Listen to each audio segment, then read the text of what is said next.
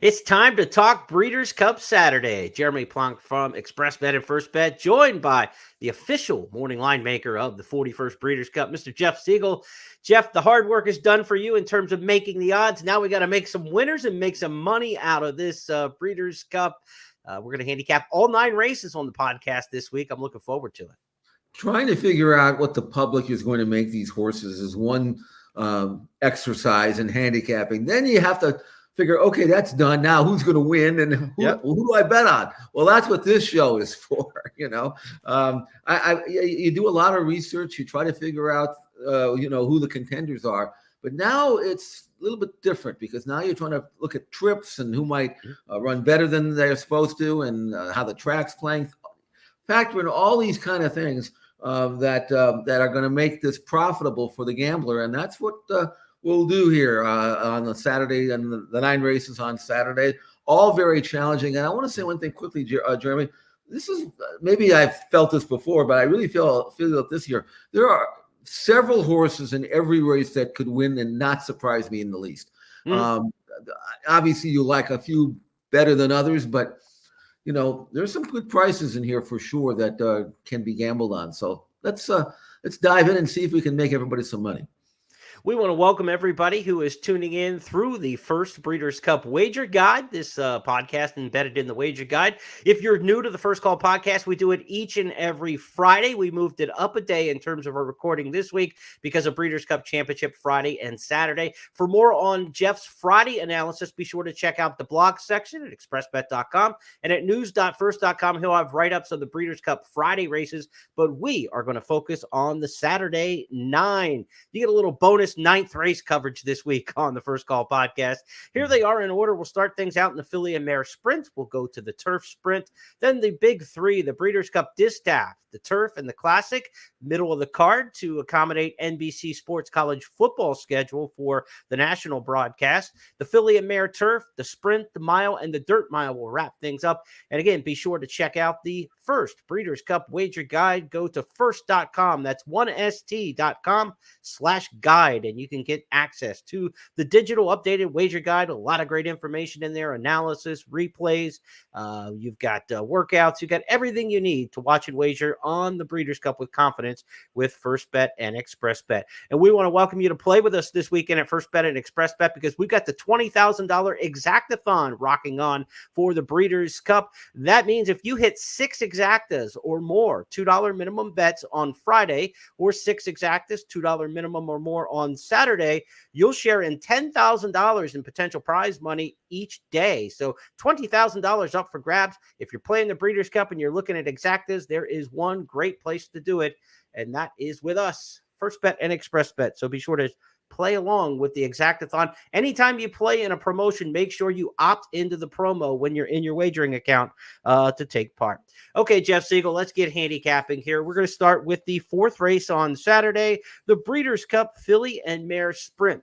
Goodnight Olive has won this race the last 2 years in a row for trainer Chad Brown. She has retired. She may pass the baton to a stablemate, Ways and Means. She's a 3-year-old filly who was a Kentucky Oaks filly earlier in the year. She's cut back in trip of late, and man, has she done it with style. She's the morning line favorite, Ways and Means. Let's start the discussion with her. What do you make of her in the filly and mare sprint? I could easily see her win. I like where she's drawn. She's going to be outside the other speed. She's got the ability to stalk, pounce, and go. I think 7/8 is a perfect distance for her.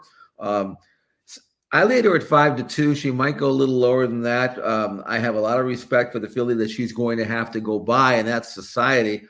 She's not going to wave the white flag. I mean, Ways and Means, when she goes after her somewhere onto the far turn, is going to find a second quarter in there in 22 and change, and that could be a little grueling, especially when you have a race that has horses that can sit in the middle and make a run. And I'm talking about a horse like Vava. So it's going to be an intriguing race. It's a tactical race.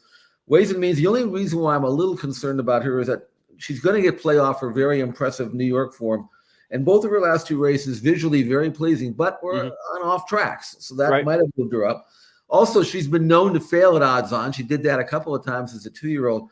So there are a couple of checks and balances here for me that prevent me from going all in on Ways and Means.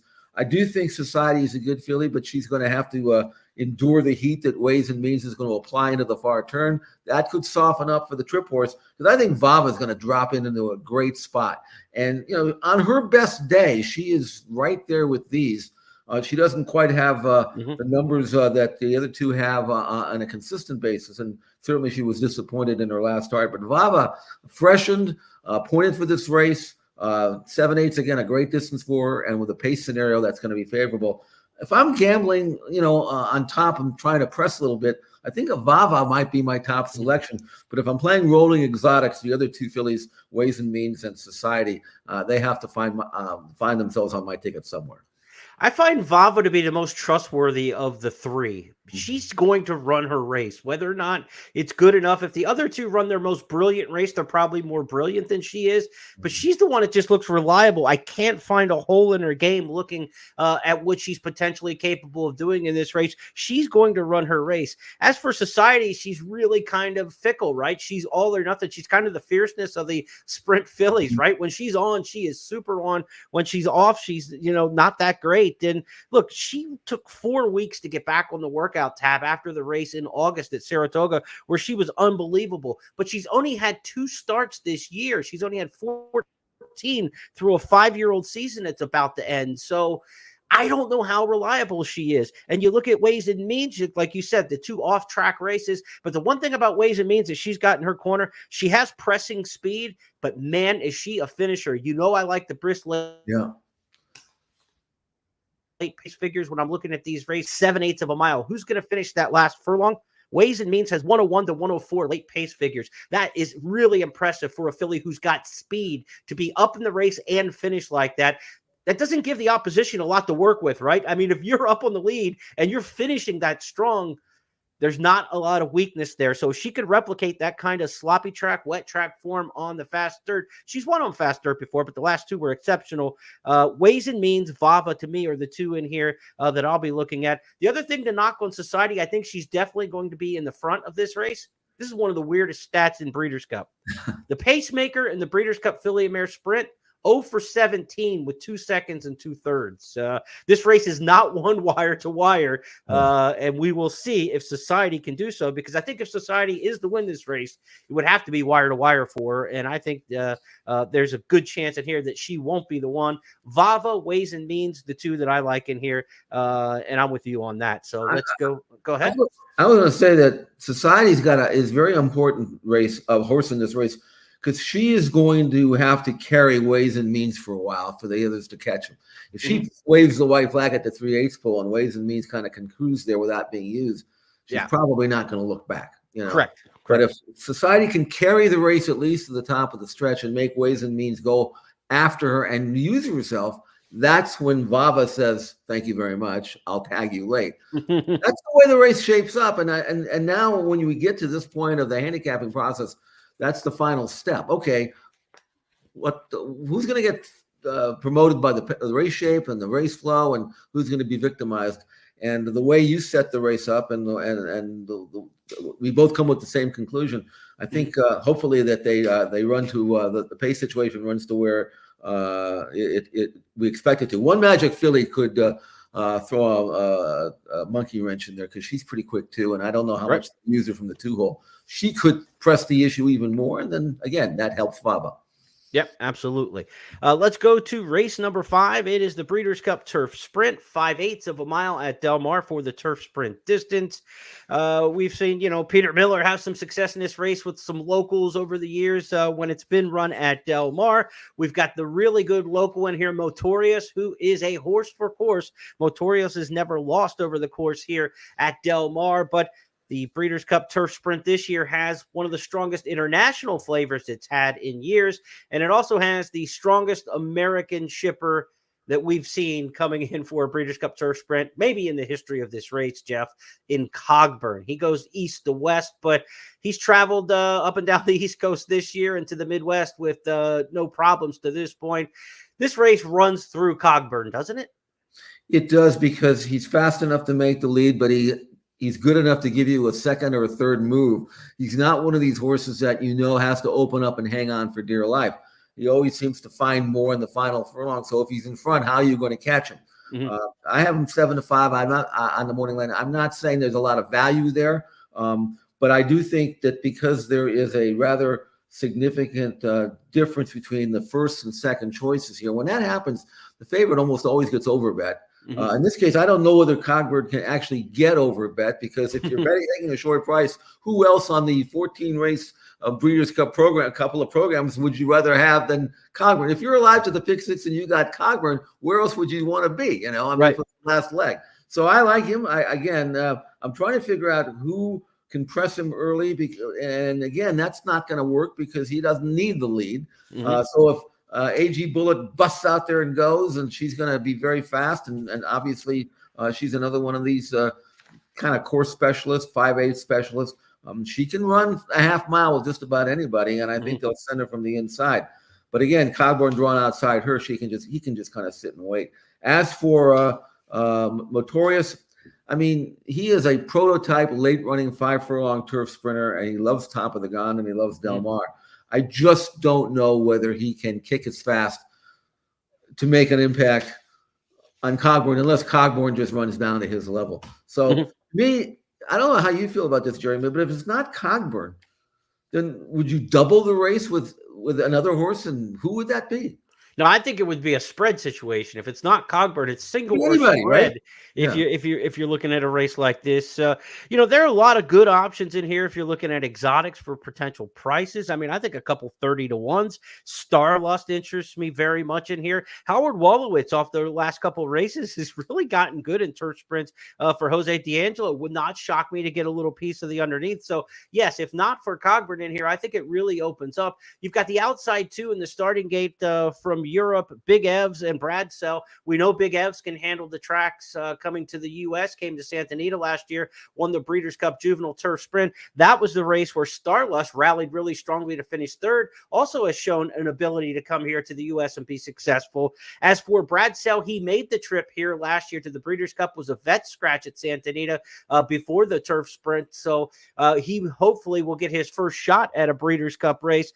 He's highly talented. I mean, one of those horses on the straight that is really difficult to beat over in Europe, but this isn't the straight here. And an outside horse who's been used to running with no turns, that first turn is going to come up on Big Evs and Bradsell really quickly here, going 5 furlongs at Del Mar, and they've got to make that left-hand turn early. Just kind of changes their game completely. So I don't like the outside draw for those Europeans. I would try to, with a ton of respect for Big Evs and Bradsell, I would try to get both of them out of the number here and work something else. And I do love the draw for Starlust. And I think of the Europeans, this one is really interesting. Starlust finished right on the tail of Bradsell and Believing in the Nunthorpe at just 12-to-1 in the Nunthorpe. This horse ran poorly last time in France on soft ground. You get back to top of the ground running. I think the 4 Starlust is really interesting in here. And I love post 3, 4, 5 in turf sprints. You're not the couple down on the rail who the field comes down on. You're not stuck out wide with the quick run into the turn. I think really a good draw in here for the 4 Starlust. I'm going to try to get that one in my exotics. It's Cogburn and Starlust. Cogburn keyed on top, Starlust in the second and third spots. And I'm going to try to make some bingo in there, try to hit something else. I mean, if we can get 2 long shots in the try, we're really looking at something, even with the favorite in there. But that's the way I'm going to attack the Breeders' Cup Sprint. I really want to try to find somebody to go underneath Cogburn in here. I'm going to trust him quite a bit, Jeff, because simply put, he's been too good. He handled the quirky surface at Kentucky Downs last time, and I have no doubt that he'll handle it just as well here. It is Cogburn to catch, 3/16 to go. No balls on the outside, moves up into second. Charcoal is down toward the inside, but Cogburn is opened up. Cogburn is opened up by 3. Then no balls in second, one-timer, and Charcoal on the inside, no doubt about it. It is Cogburn. Cogburn scores by 4. I'll give you the last word on the turf sprint. Well, I would also throw in, and then using the same philosophy and theory that you're employing. I think though that Star of Mystery's got a really good chance to produce a late kick. I think she's a good filly, and I'm not going to get beat in any race in which Charlie Appleby and William Buick are teaming up, and she's right. 10-1. I don't know whether she's got the tactical speed and will be given too much to do to win, but she can close as well as anybody. And she's got 2 triple-digit buyer numbers in the 3 races she ran. Both were at Saratoga. Very fast, firm ground. She's going to be firm ground here. And If anybody's going to get worn out chasing, and I think the Euros are in really deep water here, as for the reasons you mentioned. I don't like where they're drawn, and I mean, as good as Bradstill is, they're going to have to send him out there hard to get over. And you watch these European straightaway sprints that they don't send him that hard. They don't have to. And now he's going to, and then he hits the far turn, and now where he's in no man's land out there, already being used.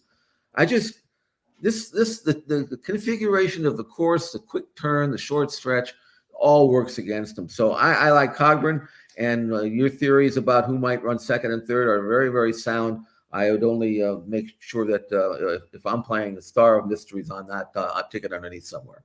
No doubt she was best last time out at Keeneland. She had a terrible trip from down in the one hole and almost pulled it off.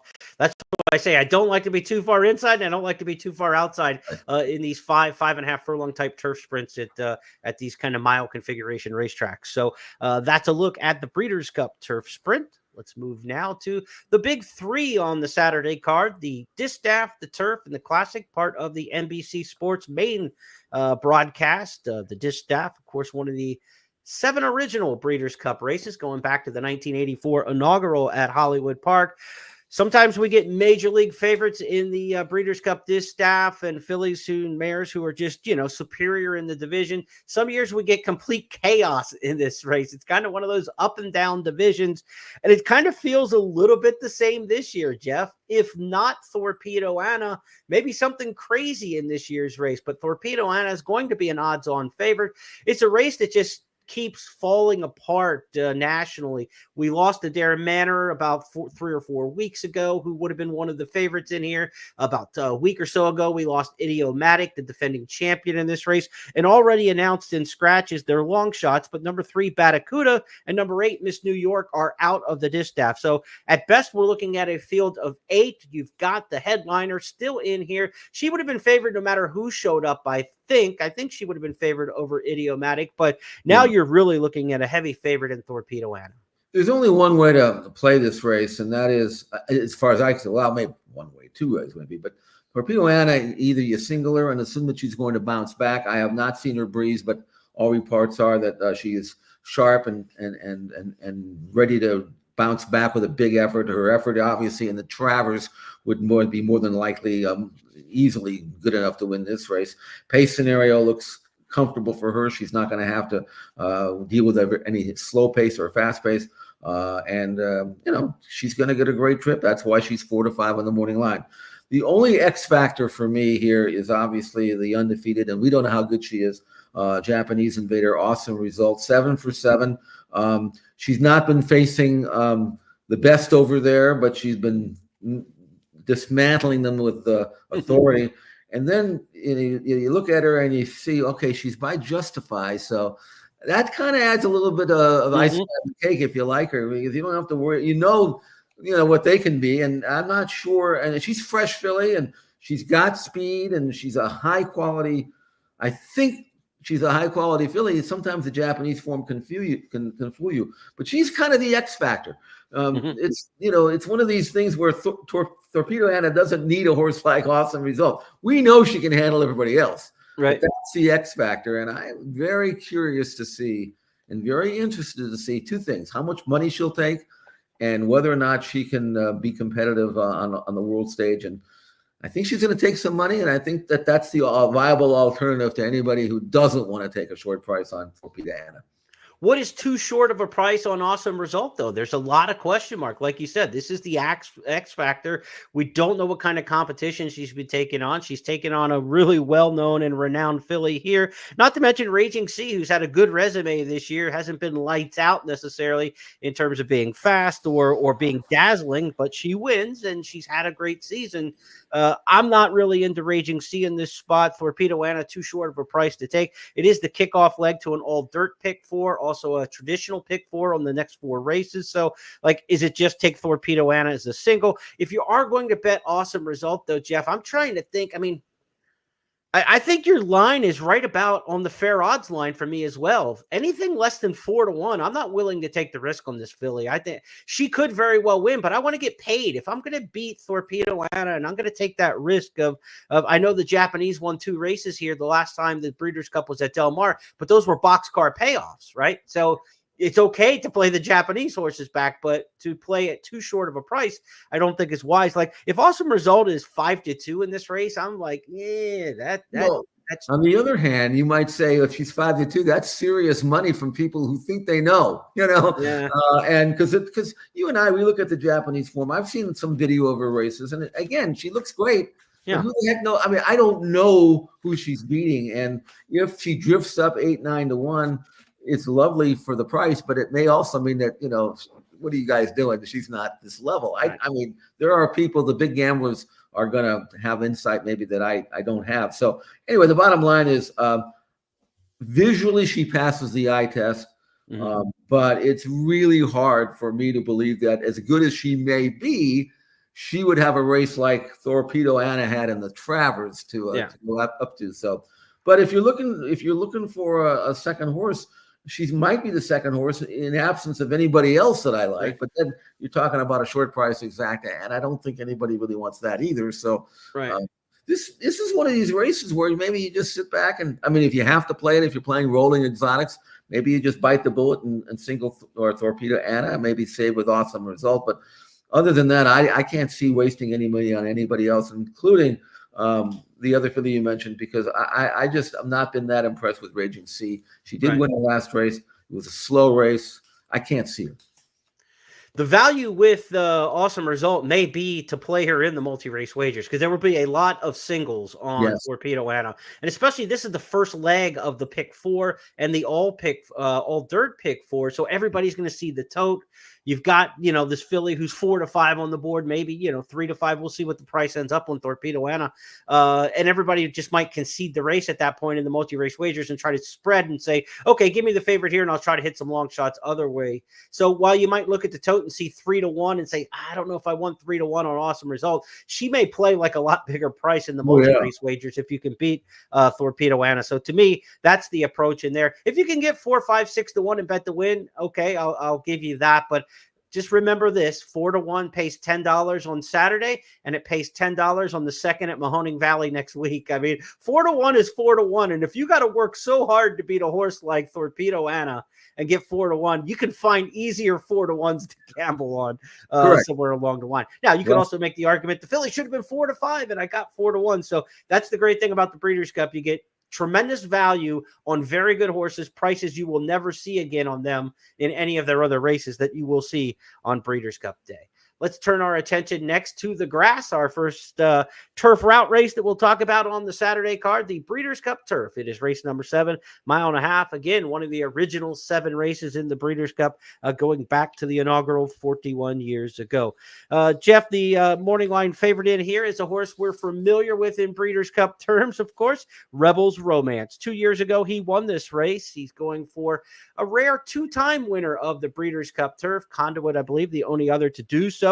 Those were in successive years. Rebels Romance, though, 14 wins from 21 starts. He's age 6. He hasn't run a ton for a 6-year-old, but he doesn't run too many bad ones. He's in good form again. Can he do it at age 6? I think we discovered him, didn't we, 2 years ago?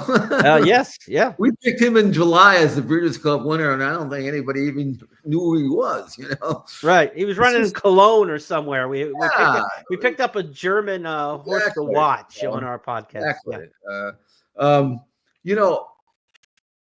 I looked at Rebels Romance, and kind of like Vava, I just trust him to run. You know what I mean? He's won 4-5 this year, and he's going to fire. But there's an upstart 3-year-old in here that, and doing the research and watching all the video, that really caught my eye. And that's the one that I'm going to gamble on. And I hope he's no lower than what he is on the morning line at 4-1. And that's JRB, French-bred 3-year-old colt by Zoffany. And this is a colt who, if you look at his time form ratings, every race he runs, he gets better and higher ratings. You're in the 117 last time out, in the pre-dollar. He did that on soft ground. I think he's probably just as good, if not better, on firm. He's got that great stalking style. I mean, he won that race virtually on the lead every step of the way, but he's just as comfortable sitting second. And if you look at this race again, trying to project the race shape and the race flow, I mean, wouldn't he just fall into a second or third spot? I mean, they'll say, Cabo Spirit, you want to go, and we'll use you as a prompter. And everybody else in here and watching the videos and trying to figure out the style, they all like to get cover, take back, and then produce a run. And JRB's like an American horse. I mean, you can put him anywhere you want, and he can quicken. And I think he's going to get a great trip, and I think he's got more tactical speed than Rebel's Romance. Doesn't have the resume, but he's only 3, and he's only run the 7 times with 4 wins. 2 races back, he was a very good second to Economics, and that's a very, very top-class horse, a horse that probably would be favored in this race if he were here. So for me, JRB is the key there at 4-1. That's a good gambling number. I think you've got to probably concede that Rebel's Romance is going to be somewhere in the fray. And the others, they all kind of look a little alike. Emily Epjohn is the mare. She earned a 120 time form figure. That was a career top last time out. Not quite a career top, but the best in a while. And she's certainly capable with Frankie to act with this group. So I think those are the 3 main players. The gamble on top for me is JRB. JRB for trainer Brian Meehan, 2-time winner of the Breeders' Cup Turf, but he doesn't come with the name recognition of Charlie Appleby or the Gosdens or Aidan O'Brien, who's got the Wingspan, the 3-year-old filly in here. No 3-year-old filly has won the Breeders' Cup Turf. We've seen fillies and mares do it. We've seen 3-year-olds, but no 3-year-old filly. So Wingspan would be trying to make some history in here. But with JRB, you're not getting the name connections, even though you've gotten proven connections in the Breeders' Cup with Brian Meehan. I remember Dangerous Midge when he won here in the Breeders' Cup Turf, a horse I liked, looked a lot like this on form, was kind of like a progressive, not at the very top of the European rung yet, and was moving the right direction. And Meehan brings a similar looking horse back here in JRB. The Japanese horse in here, Shariar, is interesting to me. 3rd in this race last year in arguably, not arguably, I think a much better edition of the Breeders' Cup Turf last year. You had Auguste Rodin up to the mark, was like a far better American horse than what we had in here. For this horse to run 3rd at Santa Anita, a similar kind of trip. I think that Shariar is one that we need to take into consideration in here. The second, the Rebels Romance in March, has had that one start off the layoff now. That seems to be the Japanese path to the Breeders' Cup. Run in Dubai, get one race somewhere along the line, and then come second off the layoff to the Breeders' Cup. I think Shariar is interesting in here. But the 5, to me, JRB, looks logical, like you're saying, as well as the alternative, the Rebels Romance, if you don't want to come back to the 6-year-old who won this race a couple years ago. I'm not up on any of the Americans in here of having much shot at all for maybe 3rd, 4th place finish in here. Far Bridge, probably the best of the Americans in this spot, but I just don't think there's a lot in the U.S. this year. I would not be surprised if the Europeans ran 1, 2, 3, 4 in this particular spot. But JRB, top pick in here for Jeff. I'm going to go Shariar over JRB and Rebels Romance. I'm going to do a little 3-5-11 in here, and Jeff's got it, 5-11. Kind of the way you're setting this. Yeah, I would say Shariar. He hasn't won in 2 years, but he's certainly capable of running in the frame somewhere. Yeah. All right, we got pretty good agreement on that one. The turf. Let's go next to the main event on Saturday, mid card. It's the 41st edition of the Breeders' Cup Classic. Field of 14 has entered the Classic this year. All the way to the outside of the gate, the X Factor in next. You've got the 3-year-olds in here like Sierra Leone and Fierceness. You've got some older horses in the U.S. who are trying to make their way, like Arthur's Ride, winner of the Whitney, who bounced last time out. Newgate for Bob Baffert represents the West Coast in here. Then the international horses really kind of juice up this race this year. The Japanese with Forever Young and Dermo Sadagaki and the deep closing Ushpa Tesoro, and City of Troy, the morning line favorite. We set the tone with him first up, Jeff Siegel, as we talk about the Epsom Derby winner for Coolmore and Aidan O'Brien, trying to do something they've not had success trying in the past, but we have seen a couple of international winners of the Breeders' Cup Classic over the years. You go back and you think of Arcang, the crazy French winner back in 93. You think of a winner in the synthetic era at Santa Anita, but on the dirt, it's been a long time since we've seen a European have a major impact in the Breeders' Cup Classic. Could it be this year with City of Troy? Well, he is a European, but he's also a son of Justified bred in Kentucky. So I'm not sure whether he's dual citizenship here or not. But the thing about City of Troy is, in watching him, he does move like a dirt horse. I mean, why wouldn't he? I mean, obviously he can run on grass, but I don't think the change in surface is going to be impactful for him. Now, maybe getting dirt in his face, he may not be that crazy about that. And so you wonder where he's going to be from the 3-hole and what strategy they're going to use. Now, last time out in the Joyman International, he found himself on the lead, but he's also won from way out of it as well, as he did in the Epsom Derby. So I'm curious to see how aggressively they're going to ride the City of Troy leaving the gate and what kind of position he's going to be in. Clearly, I think everybody expects that Arthur's ride will be on the front end, and from where he's drawn, he can kind of cruise to the lead. He doesn't have to be sent hard from the inside draw. He can kind of gradually get over and then see if he can slow it down just a little bit. I do have a morning line that I probably would redo if I could on this race due to the draw. I've got Forever Young on the rail at 6-1 and Next at 8-1 on the 14th hole. And I would absolutely reverse that based on the draw, because we talked about this on Tuesday, how that outside draw might be a negative for some horses, but for Next, it's actually where you want to be. And he can kind of come out of the gate and gather his stride and not having to be sent hard and not have to worry about anybody crossing over and forcing his hand. And if you look at his series of triple-digit buyer numbers, albeit in marathon races, but this horse not only is fast, but he is very versatile, very genuine, obviously can handle any kind of dirt track. And we don't know if he can shorten up, go a mile and a quarter. He's been running marathons just because he's so much better. But I mean, I saw some workouts of him at Turfway on the all-weather. He looks great. So I fear him. But obviously, having said that, if City of Troy duplicates his European form, I don't think anybody's beating him. The one horse I want you to talk me into or out of, Jeremy, I'll lay the burden on you, is Fierceness. I mean, I've always thought of him as being a high ceiling type of horse, but he's always been disappointing. But when you at least expect it, now he's coming on 2 wins at Saratoga. I have not seen any video of him breezing. Do you have a positive or a negative feeling on him one way or the other? I'm against Fierceness in this spot. Both you and I liked him going into the Kentucky Derby. He was absolutely smashing in the Florida Derby. He's had, the Travers was a good race for him, but I don't think our 3-year-old crop was particularly strong this year. And I thought at a mile and a quarter, he was visually spent in the Travers Stakes. And we could take a look at that here in a second. But what I want you to watch with Fierceness is his up and down action. The legs are just going like this over the last 1/8 of a mile. And it was Torpedo Anna, who nobody's calling her a mile and a quarter horse either necessarily, gathering at him at the wire and the margin diminishing. I don't think Fierceness can take heat from top class older horses, and he's never faced the elders before, and be a mile and a quarter horse. I think he's a very good horse.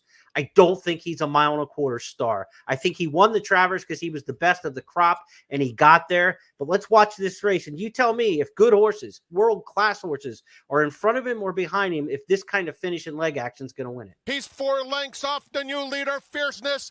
3/4 in 1:11 and 3. They're at the top of the stretch, and Fierceness takes command. Sierra Leone is coming with his run on the outside of Torpedo Anna, who's currently second. They're in the final furlong. Johnny V asking Fierceness for everything he has. 3-length lead. Torpedo Anna running her heart out and coming with every stride. Fierceness, Torpedo Anna in an absolutely dramatic conclusion. The champ is back. Fierceness holds up. If he is reaching out 10 inches in front of his feet in that last 16th of a mile, then I think we're exaggerating if it's any more than that. I mean, there is not a stride like he's really getting after it. I think he's going to be spent. And I think Arthur's ride being to his outside, Fierceness we're talking about here, Arthur's ride to his outside could cross over in front of him early if that's the path that they want to take. And we've seen Fierceness kind of, give the head thing and not want to settle then after that. And boy, that could just be a disaster. Fierceness, if he wins, I will tip my cap to him. But to me, of the name horses in this race, he's the first toss for me. I did not like the way he finished up in that race. Of course, that race then also sent a reeling Torpedo Anna into the Parks race, the Cotillion, where she ran similarly to that, where she was kind of all out at the end. He's had more time to recover, but I think he needed every bit of that. And I just don't see him in a 1.25 miles, Jeff. Yeah, I mean, you got that Nona Bello on the bottom of the pedigree there. I know Stay Thirsty went long, but the mare was speed by City of Light. I mean, City of Light could get 1 1/8 miles. I'm not sure about 1.25 miles if City of Light would have been that kind of horse. So I'm anti-fierceness in here. I like the horse a lot. Again, you and I, we were thinking he was a cinch in the Kentucky Derby. So Yeah. Opinions change, and it's not a knock on fierceness from a I've always been against him standpoint. I've actually turned the corner on him, and I just don't like him in this spot. I mean, you think like a Ushpa Tesoro, the way he picks him up and puts him down the last 1/4 mile, isn't going to catch a horse who's striding out 10 inches. And Ushpa Tesoro may not get any of this race, but there's going to be 4 Ushpa Tesoros running like that at the end. I just can't see him holding anybody off. And you, as someone who really believes in those late pace figures, I mean, Next can come home as fast as anybody. Yes. And the thing about him is he's going to be sitting. He won't be doing the dirty work, I don't think, against Arthur's Ride, who on his best day, again, can carry his speed a long way, and you have to work to get by him. Whereas Next can kind of sit there and kind of say, you guys go ahead, I'll catch up with you. And the way he kicks home and without any dirt in his face, which is why I'm disappointed in myself. Sometimes you look at a race and then you look at it a couple of days later and you say to yourself, I think I blew that. But I do think Text is better than 8-1, and I don't think Fierceness is as good as 3-1. But I was kind of trying to play the public there, and I thought Fierceness would have a bigger backing that maybe he'll get. But I think he's going to get bet. I think he will get bet. There's no doubt. I mean, he's got a resume. Fierceness has got big numbers. I mean, look, he didn't look visually good, but he got a 111 buyer. He ran a fast race, 2:01.3 for the Travers. He just wasn't fast at the end, and I just don't think that's going to be good enough. Bouncing back against these older horses. He does get a 4-pound weight break. We've seen 3-year-olds win the Classic in the past. I mean, I think you've got him in the right order. Honestly, I think 1, 2, 3, 4. You have the betting order absolutely right. Whether or not the prices shift around a little bit, we'll see. But I think City of Troy will be favored. Fierceness, second choice. I think Forever Young will get bet the third choice. There's some people talking that Forever Young might even vie for favoritism. I thought that might be the case if he had won his big race in Japan, his one prep, the Japan Dirt Classic. If he had won that more emphatically, I thought you would be looking at Forever Young as a potential favorite. But I don't think he'll be vying for favorite. But I think he'll be third choice. And I think Next will be the fourth choice. I think you've got him 1, 2, 3, 4 in here in the right order. And then there's some other good options in here, right? I mean, when you look at horses like Ushpa Tesoro, who's run in this race and has been in some of the biggest races in the world, Dubai Cup World winner, Dubai World Cup winner. I mean, sure. Sierra Leone at 12-1. I would be willing to take Sierra Leone in a head-to-head. Give me Sierra Leone over Fierceness. I think he's going to outfinish him. I don't think you might be right. Perfected, but I think he passes him this time. Yeah, I mean, Fierceness is just as capable of running 11th or whatever as he is winning, right? So we've seen that. I've talked him into the winner's circle. So if you like Fierceness, your logic is so sound. I'm kind of thinking that maybe there's other people who are thinking the same thing. So maybe he won't get his bet as much. I mean, for me as the morning line maker, is the race, who cares about that? I want to know how they play, how they bet.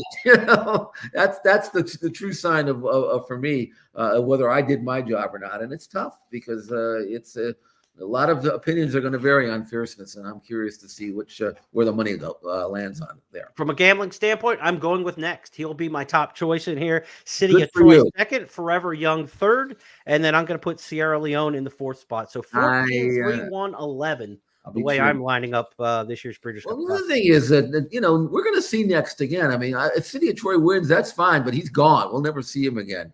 Yeah. But if Next wins, we got a horse we can embrace, right? Down the. I think there are 3 or 4 legitimate contenders to win this race. I think Next will be the best price of those 3, and he's just got something. He's got that it factor that you can say, well, who was he beating?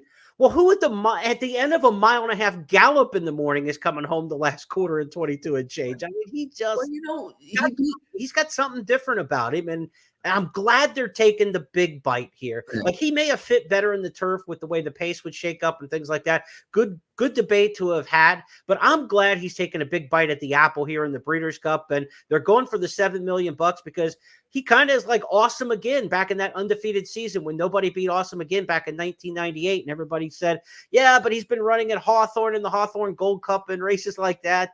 He can't run with Skip Away and Silver Charm and Saki and all those big horses we had back here in that 1998 race. But who got it at the end? The horse who had the unbelievable year. And to me, this has been next year. I'd love to see it. It'd be kind of fun. He did destroy Krupe, who won the Suburban. So the idea of he's never beaten anybody isn't quite accurate. I mean, so he's just never been given the opportunity. Well, he's got one on Saturday, so that's going to make this race along with City of Troy. Great. Of the American 3-year-olds, none of them have taken on older horses, so we have no idea what they've beaten, Right. So I don't know. It's when you're matching up resumes, we don't know about the European, like City of Troy. How does that resume match up on dirt? Don't know. 3-year-olds don't know how they match up against older horses, right? The Japanese horses, we really... The one who's probably the most reliable in this race is Ushpa Tesoro. We know how he matches up. He was here and ran okay in the Breeders' Cup Classic last year. He's running the Dubai World Cup. He's probably the most reliable resume on dirt against older horses. In fact, he clearly is, 2-time Dubai World Cup winner. So Ushpa Tesoro is probably the most reliable older dirt horse in this race. The rest of them, we're trying to figure out where they match up. So if you want to say Next hasn't beaten anybody, we don't know what the other ones have beaten either. So we kind of cancel all that out and let your eyeballs do the talking, I think, in this case. And what I see from Next, I think he's capable of winning the Breeders' Cup. But I will say this, in terms of fair odds, 5 or 6 to 1. If he's under 5 or 6 to 1, I certainly wouldn't be diving in on win bet at 7 to 2. If I could do it over, I would list him no higher than 6 to 1. I can tell you that. So anyway, we're eagerly anticipating. The thing about Ushpa Tesoro, I'll close it at this. Everything you said is true, except for, remember, Del Mar at 1.25 miles is not a real good track for closers. I mean, it's just hard to make a lot of ground. And I do believe he'll run well. I just don't know whether he's good enough to overcome the inherent Del Mar bias at 1.25 miles with that short stretch. Right. I agree with that. I think your deep closers, you're probably looking at 3rd or 4th at best. I think for the exacta, you want some horses that've got a chance to be somewhat in the mix. Let's go back to the races at race number 9 on Saturday. Filly and Mare Sprint. We're going to hit the final 4 on the program here. Filly and Mare Sprint is, or I should say, Filly and Mare Turf. Yeah. 1 mile and 3/8 on the grass for $2 million. We do have a scratch in the Filly and Mare Turf. Ylang, the 6 is out for Coolmore and Aidan O'Brien. That was announced yesterday. So we've got 13 entered. So we've got 12 going right now for the Filly and Mare Turf. Jeff Warlock Goddess, one of my favorite horses in training, along with Post Time. They're both running in this final pick 4 on the card. If Warlock Goddess and Post Time both win, I'll be an excited and happy racing fan. But Warlock Goddess, let's talk about her win chances here to win a race she probably should have won the last time it was at Del Mar. Yeah, she didn't get a good ride that day. I like her. I mean, I know she's age 7. She's probably not as good as she used to be, but I mean, her form this year, there's nothing wrong with it, really. I mean, they kind of gave her a run in her comeback, and she was very rusty in the New York. Then went to Delaware to win a marathon there, a race that she was supposed to win. Comes back and runs a good second in the Flower Bowl over very heavy ground. And then last time out, got beat by a really nice horse, the boys, and ran a race there where they went, again, very slow and over soft ground. And I think over the top of the ground that you'll see at Del Mar in a race that is going to have at least a normal early pace with full Count Felicia in there. I kind of like to see her win. She's one of several that would not surprise me. I think if you're looking at some price horses, Content, who's been victimized by really soft, deep, wet ground that she hates.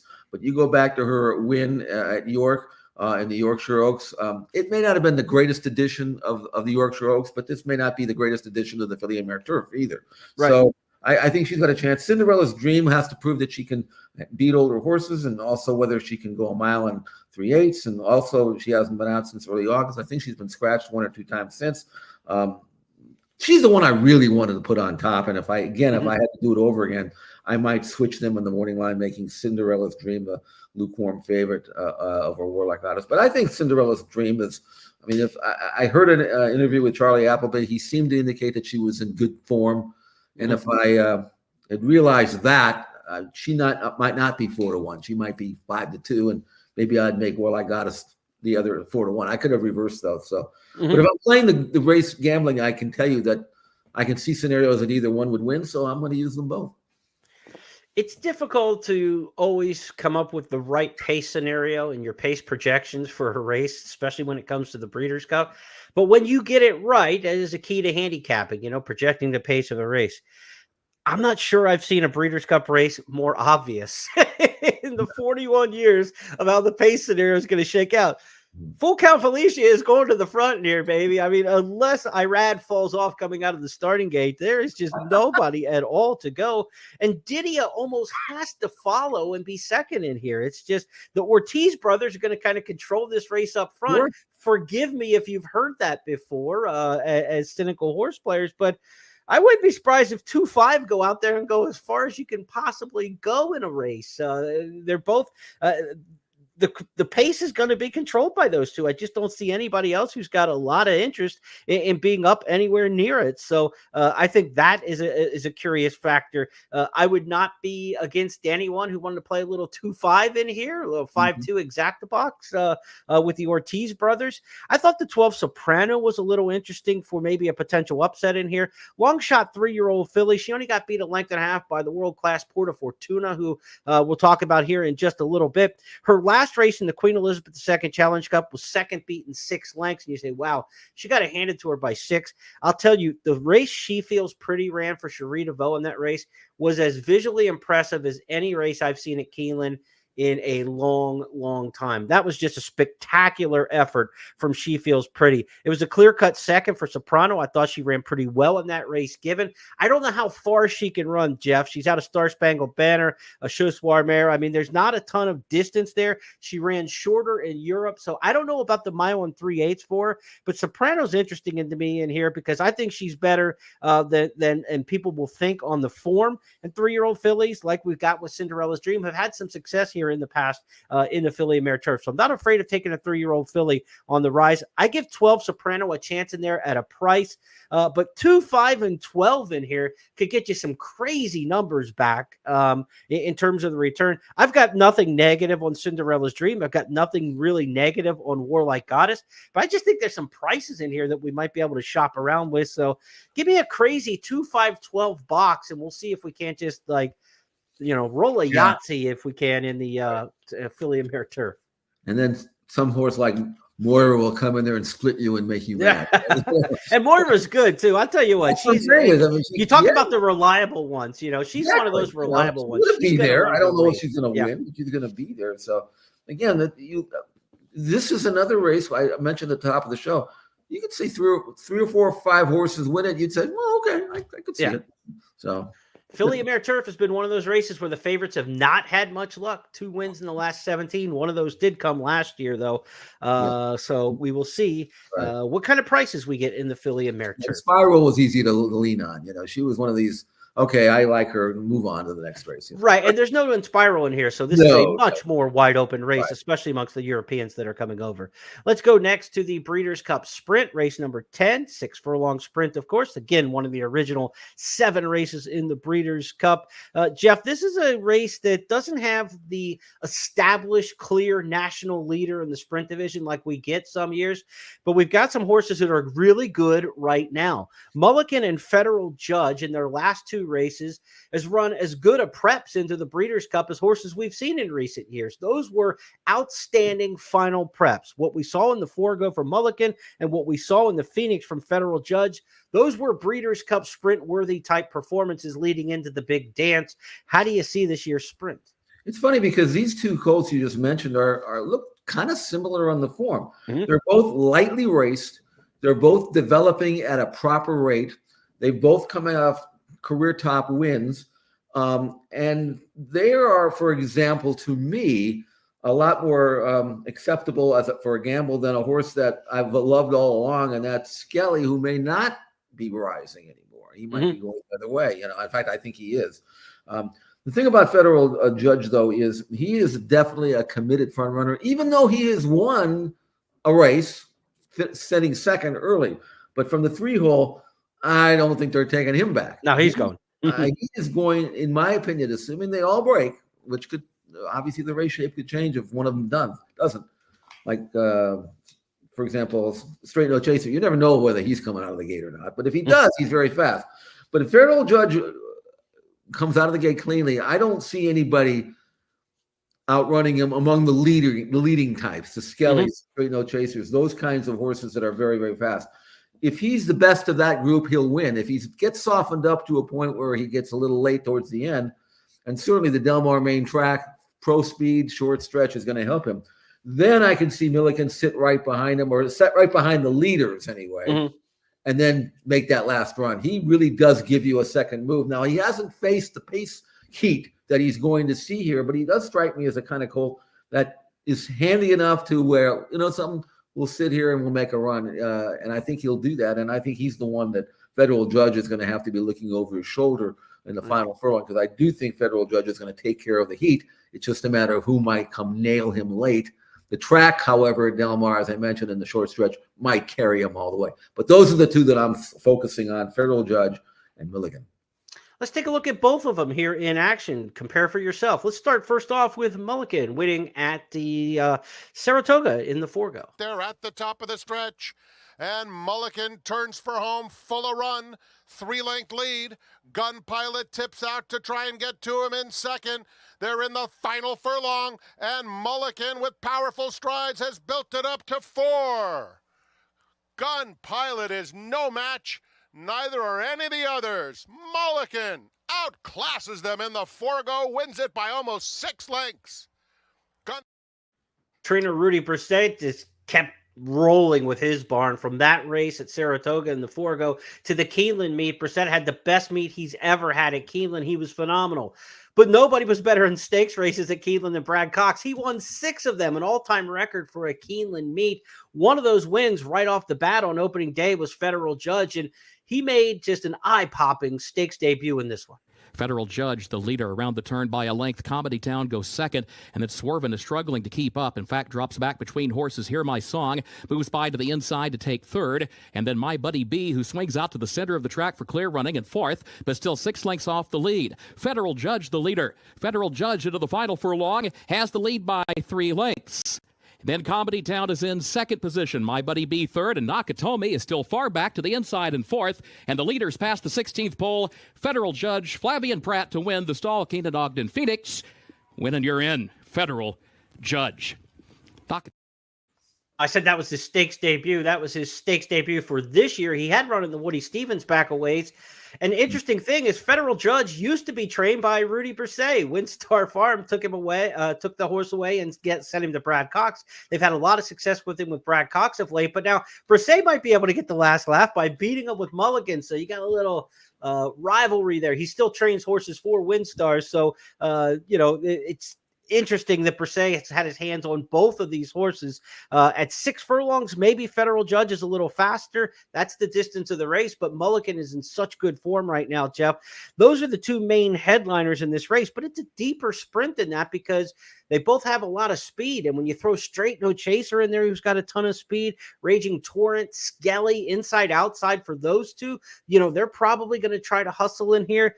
I think this is a race where we could get something a little silly from off the pace. I don't know about the win, but of course we saw Aloha West rally and become a one-hit wonder here at Del Mar to win the Breeders' Cup Sprint a couple years back. The track isn't playing the same way at Del Mar this year as it did back then, but Gun Pilot's a little interesting to me here in the sprint. He's one of my long shot plays on the card. I don't know if he can win, but if he runs second, I'll be cashing an exacta for sure. I'm going to wheel him wheel him in the second spot, maybe get a little bit of win cash on him in here. But I think Gun Pilot winning on Kentucky Derby Day in the Churchill Downs Handicap is good prep, obviously, for this. He's used to running in front of a big crowd, a tight paddock, a lot of hubbub and commotion, and he handled it well. Steve Asmussen trains, of course. Asmussen, one of the top sprint trainers in America over the years, has Matoli and all these great champions in the sprint ranks in recent years. Skelly's going to be the front runner of the Asmussen pair for sure. Gun Pilot coming from off of it. I don't know. I just get a feeling something a little goofy is going to run top 2 in here. Maybe not pull the upset because there's just so many good speed horses. It's a good race. It really is. And again, it's a kind of a race within a race, Jeremy, when you're watching it. You're going to watch the race, but all eyes will be on the first quarter of a mile. Mm-hmm. That'll dictate. If one of them clears off on this track, they might not look back. But if you see a 3-horse spread down the backstretch, you're going to say to yourself, whoever wins this race is going to have to be almost like Dr. Fager to take that kind of heat. Yeah. Because they're all good enough to press each other. And then if one can shake loose, all more power to them. Good race, and a reasonably decent gambling race, because I don't think I made Federal Judge the 3-1 morning line favorite. That's about as lukewarm as it's going to get. Yeah. And but that's the way the race figures to be bet, and we'll see what happens. Just a couple other notes, too, on this race. Nakatomi was 3rd in this race last year, the Breeders' Cup Sprint. He just came off that runner-up in the Phoenix. He was well beaten by Federal Judge, but he was actually favored over Federal Judge in that spot. Now the price balloons on him. If you think the pace gets softened up, Nakatomi's not a great finisher, but he's just solid all the way through the wire, and they may come back to him. He could be a factor. And the other thing I want to mention in here, Don Frankie, the Japanese runner in here, made the lead in the Golden Shaheen in Dubai. I mean, he was on top in that race. So when you talk about, all the great American speed in here, Don Frankie's pretty quick too. So if you're just wondering where the international horses might fall in this race, Don Frankie could be up on that pace too. I don't know if he's fast enough to get completely on top against this group, but to get on top in the Dubai Golden Shaheen, it takes some real speed to do that. So he's interesting as part of the pace more. I don't want to dwell on this too much. I don't want to finish it up with Remake here because I want to give him a little bit of a tout. Sure. He's a good horse, and he's won 9 out of 18. He's coming off a win in a 15-runner race at Korea and beat an American horse, Anarchist, who isn't quite this good, but he's decent, So it's not like he hasn't beaten a good horse.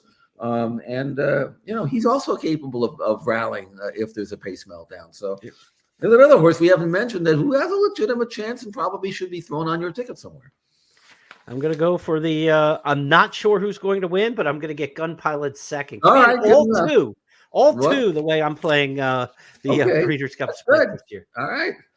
Let's go to the mile. We go to the grass here for the FanDuel Breeders' Cup Mile, Grade 1 race here. $2 million, the purse for the Breeders' Cup Mile. We've got notable speech for trainer Charlie Appleby. Appleby's got, 3 miles in a row? He's going for 4. Is that the case? Or 3 going for 4? Does the race run through notable speech? Well, Jeremy, this is challenging for sure.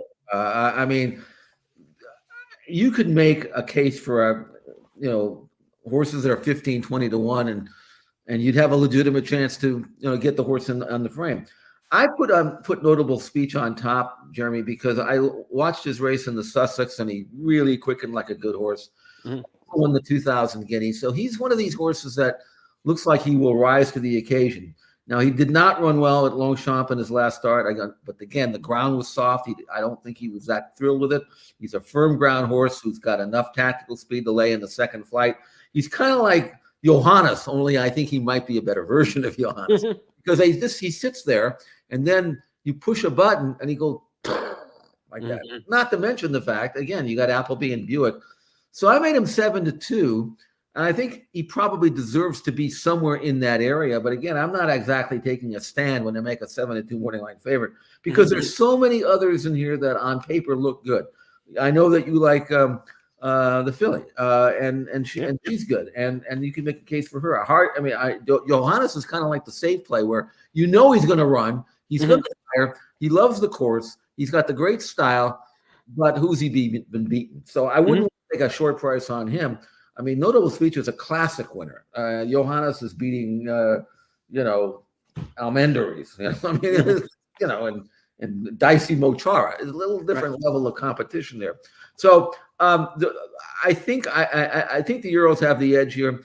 Remachuel is a very, very good filly. She was amazing in the Prix de la Forêt last time out. Now, she got beat by Porta Fortuna, which doesn't hurt Ramachuel.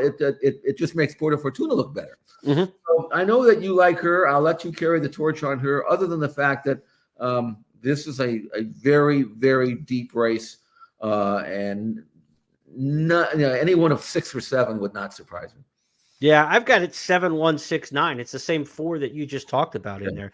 Porta Fortuna, Ramachuel, the 2 3-year-old fillies. I like them. I like 3-year-old fillies in this race historically. I think Porta Fortuna's got just a beautiful turn of foot about her, timed right by Tom Markhand, and I think they can get the victory here with that short stretch run at Del Mar. Ramachuel from the rails, got some speed, but also a filly who's just high class. And of course, Notable Speech has to be respected in here. So I think the 3 Europeans run the show here. And then I've got the 4th finisher in here being Johannes for me. But if I'm playing multi-race wagers, I'm just going with the 3 Europeans. I think this is a 3-deep situation where you got 3 high-quality runners who aren't far separated. They won't be far separated, I don't think, on the tote board. You've got them 3.5, 4, and 5-1, and I think that's kind of the way it's going to look. Around post time, I think all 3 will get some play in here. We do have 2 Americans though that deserve some betting action, Johannes and Carl Spackler, and they're going to get bet a little bit. We don't always have Americans in low or mid single digits in a Breeders' Cup mile. So that helps if you like the Europeans in here from a gambling standpoint. Mm-hmm. I don't think Carl Spackler or Johannes can beat all 3 of these. Could they run second and split some of them up? I just think of these 3, one of the 3 almost has to be better on this day because they're just 3 such high quality individuals, the 2 fillies and then the Colt Notable Speech. So I would try to get through here with the 3 of them, but I'm really bullish on Porta Fortuna. So, 7 over the 169, kind of the way I'd look at the exactas. If Johannes could get in there, maybe underneath in the exacta, that could make for a nice return there. But I'm on Porta Fortuna pretty strongly here. In fact, if I had to make a bold single, I just talked about using an all in the Breeders' Cup sprint. If you're looking at pick 4s, pick 5s, the sprint isn't a place for me to narrow down. I would be gutsy here and single a filly who probably won't be favored, but she'll be in the top 3 choices. Give me Porta Fortuna in here in the mile, and she's going to be one of my major leans the back half of the card that I'm going to need. If I'm going to hit the multi-race wagers, I'm going to need somebody who's not obvious, and she's the one I'm going to need. I'll tell you one other horse I want to throw in, just as a mention, sure. And I will have him on my ticket, maybe the 2nd or 3rd, Diego Velasquez, if you go back and watch his video of his last 2 races, this horse is a Franco colt. He's a great looking colt with a turn of foot. But when I say a turn of foot, I mean, he's been running his races and he's been drawing away, but I don't think he's got that instant acceleration that you may need on this tight course. Mm-hmm. But he's a really, really good colt, a Franco colt. I mentioned Aidan O'Brien won his last 2 races, Group Company, and I have him at 8-1. He might go higher than that just because of the contention. Yeah. But when you got Aidan and Moore and a colt who's won his last 2 group races overseas by many lengths, he's throwing some clunkers. But if he's on his game, I wouldn't want to lose a big payoff because he beat me. Let's put it that way. So one thing about the European form is you see that way more often than the U.S. form, the clunkers that you mentioned, Jeff. Yeah. They're off and then they come back and they bounce back. I mean, City of Troy got beat his first start back of the year, and then they got him on form. Our races in the U.S., the way they're spaced out and trained up to, nobody has a throwaway race anymore. And you don't get many clunkers in American racing amongst the tops of the division. The good horses, they just kind of keep them in peak form. They space the races out. They get 3 or 4 good starts out of them a year, and that's just kind of the way it goes. But if you handicap and you look at this European form, if you see a bad race every once in a while, that's just the way it is over there, I mean, there's when Franco comes along and runs off a win streak, that's like all time, and people talk about for 25, 30 years, here in the U.S., I mean, we'd be talking about Idiomatic from last year winning 7 in a row, and it's just like kind of forgotten, Right. In the European form, horses get beat regularly, and they run some mystifying performances, and they bounce back from them. So, don't look at inconsistency as a knock on a European. And if you see a bad race, check the ground, because I look at Diego Velasquez, and he's got some bad races. In the French Derby, heavy ground. I mean, some of these horses won't run on it, Mm-hmm. But those races mean nothing to me when you're coming out and running here on this pool table top of a turf course at Del Mar. I mean, it's a different game, and Diego Velasquez likes firm. So whether or not he's good enough, he's got a 117 time form rating 2 races back when he won a race by 7. That's not quite good enough to win, but it's good enough to put him in the fray. And who knows? Lightly raced son of Frankel, who's to say we haven't seen his best? Let's go to the final race on Breeders' Cup Saturday, the Breeders' Cup Dirt Mile here. 2-turn race at Del Mar for the mile race. You got speed on the inside with Saudi Crown. You got Skippy Longstocking out in the 14.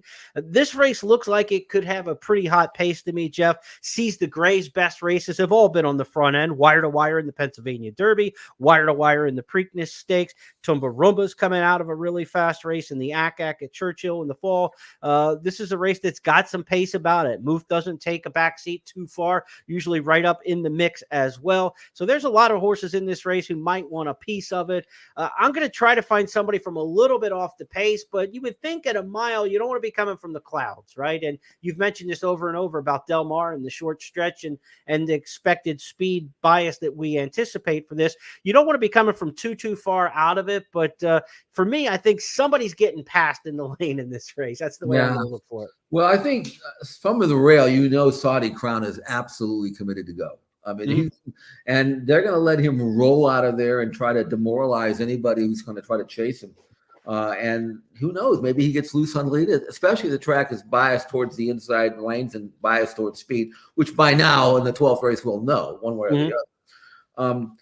But the horse that I ended up picking on top, and he's not a single, but Domestic Product, I thought his last 2 races in the Dwyer, which was a mile, but it was a 1-turn mile, and then the Jerkins, which he won that race, going 7/8. Both were by far career top numbers. Most recently is 106 by number, very fast. 3-year-old developing colt by Chad Brown. Now, I had asked you before, earlier, do you think he's a 1-turn horse or can he go 2 turns? And he had some decent races around 2 turns, but he won the Tampa Bay Derby. But is it possible that he's just a better horse now, and maybe that's a concern that I really shouldn't have, because he has won 2 turning. Plus, he's got 2 terrific races, and he's got Flavian Pratt. I mean, that's kind of like a difference maker, I think. So I ended up at 7-2 with Domestic Product, thinking as you are thinking that the pace is going to be fast one way or the other. And he's got the opportunity with Pratt to sit somewhere in the middle and let the heat take care of itself. And if he's a 1-turn horse, maybe he still wins it. But if he's not, maybe he wins it by more than we think. What do you think? I think he's better around 1 turn. Yeah, I think the Pegasus. I think the Pegasus Stakes is there on the form, right? That was there between the Derby and the Dwyer, and they went the 1 turn in the Dwyer, they went the 1 turn in the Jerkins. The Practical Jokes to me just are better around 1 turn. Question. I can't deny it. And look, he gave around and got 6 lengths to Tuscan Sky, who's a nice horse, but Tuscan Sky's not winning this race, and couldn't run with him in the stretch of the Pegasus going around 2 turns. I would try to beat him at a short price. If you were going to tell me Domestic Product was 7, 8, 9, 10 to 1 in this race, then maybe you say that's worth the risk and the gamble. But as one of the favorites, and you're right in making him the favorite in here, and I think he's going to be right there as the favorite, I just wouldn't take him around 2 turns as the favorite. He's got to show it to me at a shorter price in there. Yeah. I don't know where Muth is after that last race. He's trained well since, but I don't know where he's at in his game. The horses that really interest me in this particular spot are the 8 Post Time, the 12 Mufasa, or the 12 Mufasa, and the 9 horse in here, Domestic Product, is the underneath horse who may flatten out. But I think Post Time or Mufasa are the 2 horses that interest me most. I worry that Post Time might get a little too far back, like he did in the Whitney against top class horses going short. This horse is probably going to be 6-7 lengths off the lead and have to make a move. But there's a horse who can pick him up and lay him down in a short burst. It's Post Time. If you've ever watched his races, he's like the head of the lane and you think he's not doing anything, and all of a sudden, he's got a good move in him, and he ran a really good race in the Whitney when only getting beat 2 lengths by Arthur's Ride. Arthur's Ride would probably be the favorite in this particular spot.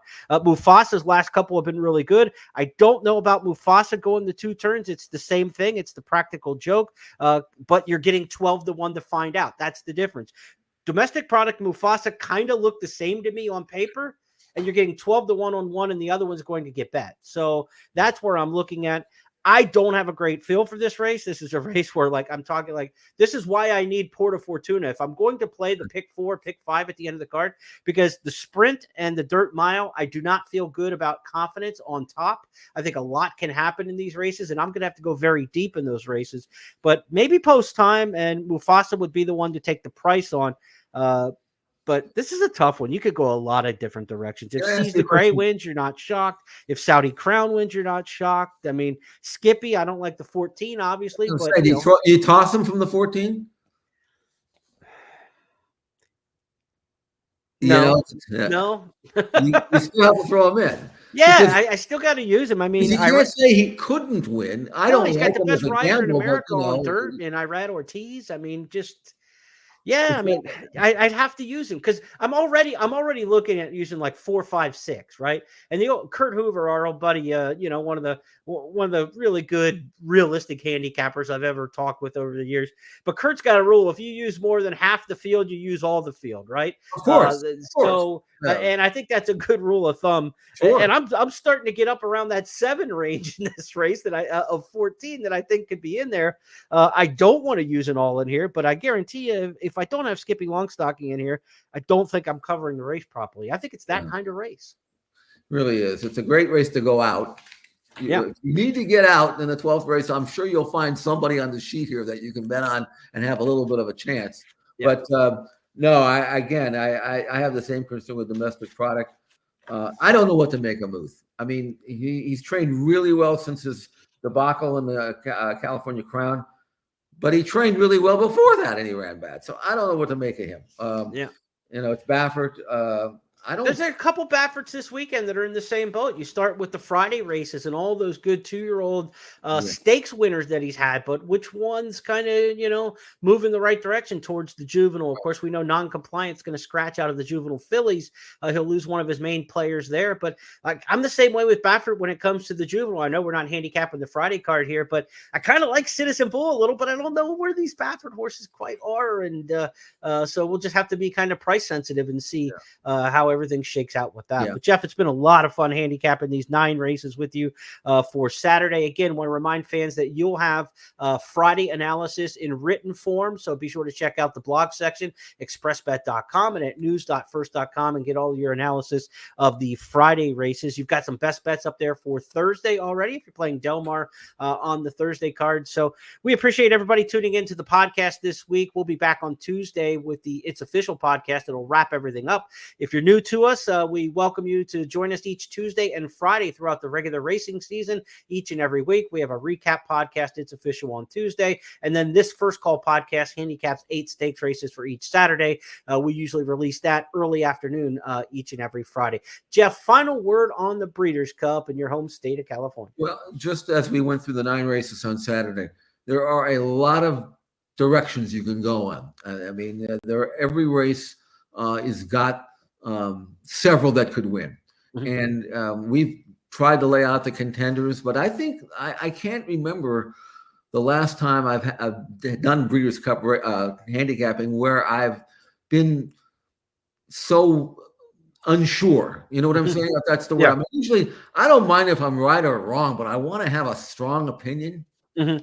I don't have that many because the contention is so deep. That's the bad news, but the good news is if you nail a couple of these, you're going to get paid off. You don't have to be right in every race. Find 1 or 2 $20 winners or so, and you'll probably be set. And I think we've discussed enough on these races that there are several 10, 12, 15, even 20 to 1 shots that you could play and have a reasonable chance for success. So it's a fun couple of days for sure. And challenging, but that's the way it should be. And we just wish everybody luck and have a great time and enjoy great racing. And we hope that we helped you a little bit anyway. Good luck playing the Breeders' Cup this weekend with First Bet and Express Bet.